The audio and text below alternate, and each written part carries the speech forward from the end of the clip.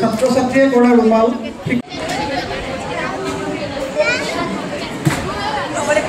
ইয়াৰ পাছত মই আমাৰ পুলিন ফুকন ডাঙৰীয়া আৰু শান্তনু ঠাকুৰ ডাঙৰীয়াক মঞ্চত আসন গ্ৰহণ কৰিবলৈ অনুৰোধ কৰিছোঁ। যোৰহাট জাতীয় বিদ্যালয়ৰ পৰিচালনা সমিতিৰ সভাপতি, ৰূপালীম বয়জয়ন্তী কাৰ্যকৰী সভাপতি পুলিন ফুকন ডাঙৰীয়া আৰু শান্তনু ঠাকুৰ ডাঙৰীয়া আমাৰ শৈক্ষিক কমিটিৰ সভাপতি।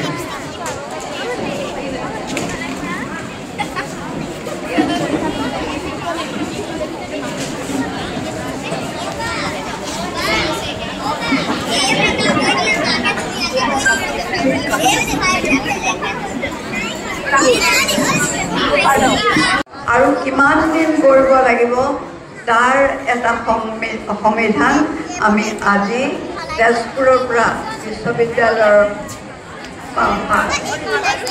ৰসায়ন বিভাগৰে অধ্যাপক আৰু তেখেতৰ এই দিশত যথেষ্ট গৱেষণা আছে। তাৰ ভিত্তিত আমাক এটা সুন্দৰ আমি যিখিনি জানিবৰ কাৰণে উৎসুক হৈ আছোঁ ছাত্ৰ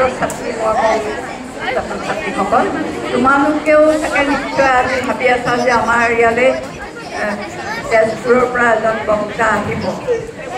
তেখেতে এতিয়া তোমালোকৰ আগত খোৱা পানীত থকা আৰ্ছেনিক আৰু এই আৰ্ছেনিকৰ ভয়াৱহতা আৰু এই আৰ্ছেনিকক আমি কেনেদৰে কিছু পৰিমাণে হ'লেও নিয়ন্ত্ৰণ কৰিব পাৰোঁ তাৰ ওপৰত তেখেতে এটা বক্তৃতা আগবঢ়াব। মই বেছিভাগ সময় হোষ্টেলৰ ল'ৰা বহুতকে চিনি নাপাওঁ। আজিকালি আমাৰ সতীৰ্থ সন্মিলন হয়, তাত মই বহুতক চিনি নাপাওঁ। মই কওঁ যে মোৰ গাতে দুখ, মই ক্লাছ কৰি আহি মই ডিষ্ট্ৰিক্ট লাইব্ৰেৰী গুচি যাওঁ আৰু গধূলি আহোঁ। আৰু সেই ৰুটিনটোৰ কাৰণে মই বহুত হোষ্টেলৰ ল'ৰাকে চিনি পোৱা নাছিলোঁ জে বি হোষ্টেলত। আৰু দেৱব্ৰতৰ সৈতে বেলেগ এটা কাৰণত আমাৰ সংযোগ হৈছিলে, সেইটো হ'ল কি আমি দুয়ো উত্তৰো একে আত্মবাদৰে কি কয় সমৰ্থক ঠিক নহয়, সেই পদ্ধতিৰে পৃথিৱীখনত কিবা পৰিৱৰ্তন আনিম বুলি আশা কৰা মানুহ। কোনোবাই কথা পাতিছা আছে সেইবিলাক মানুহবিলাক দাঁতবিলাক বেয়া হয়। কাৰ্বি আংলঙত মই 25 কম যোৱা নাই, বহুত স্কুলত গৈছোঁ, বহুত কথা কৈছোঁ, কিন্তু বেছিভাগ নিৰৰ্থক। সেইকাৰণে মই কৈছোঁ যে বহুত কথা কৈ মই বহুত কিবা কাম কৰিম বুলি অহা নাই। আৰু এটা কথা আছে, মই এটা কথা সুধিব খুজিলোঁ, আমাৰ ছাত্ৰ ছাত্ৰীসকলে কওকচোন, আমাৰ মানৱ জাতিৰ উন্নতি বা প্ৰগতিৰ কাৰণে এটা ডাঙৰ আৱিষ্কাৰ কোনে কৰিছিলে জানেনে? চকা কোনে আৱিষ্কাৰ কৰিছিলে জানেনে? চকা কোনেও নাজানো আমি। মিছৰৰ সভ্যতা, গ্ৰীচৰ সভ্যতা, সিন্ধু নদীৰ সিন্ধু উপত্যকাৰ সভ্যতা, চাইনিজ এইবিলাক চবতে আছে আৰ্থিক চকাৰ ব্যৱহাৰ। কিন্তু আমি চকা কোনে, সেইজন বিজ্ঞানী হয়তো নিয়েণ্ডাৰথেলো থাকিব পাৰে, আমি নাপাবো নিয়েণ্ডাৰথেল মানুহ বুলি, কিন্তু হ'লেও 4000-5000 বছৰৰ আগৰ মাজৰ মানুহে চকাটো আৱিষ্কাৰ কৰিছিলে। সেই মানুহজন আমি বিজ্ঞানী বুলি ক'ব লাগিব, কাৰণ সেই চকাটোৱে পৃথিৱীত কিমান পৰিৱৰ্তন আনি দিলে।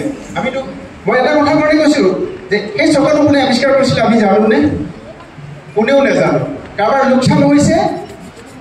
নাই হোৱা। কাৰোবাৰ তাৰ পৰা বেনিফিট হৈছে? নিশ্চয় হৈছে।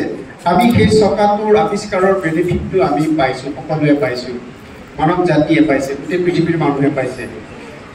গতিকে এটা কথা ঠিক, মই যদি কিবা কৰোঁ বা তোমালোকৰ কোনোবাই যদি কিবা কাম কৰা তাৰ কাৰণে তোমালোকৰ নামটো থকা নথকা সৰু কথা, একো ডাঙৰ কথা নহয়। আমি মহাত্মা গান্ধীক জানো। মহাত্মা গান্ধীয়ে বহুত ভাল কাম কৰিছিলে, আমাৰ দেশখন স্বাধীনতাত ডাঙৰ বৰঙণি যোগাইছিলে।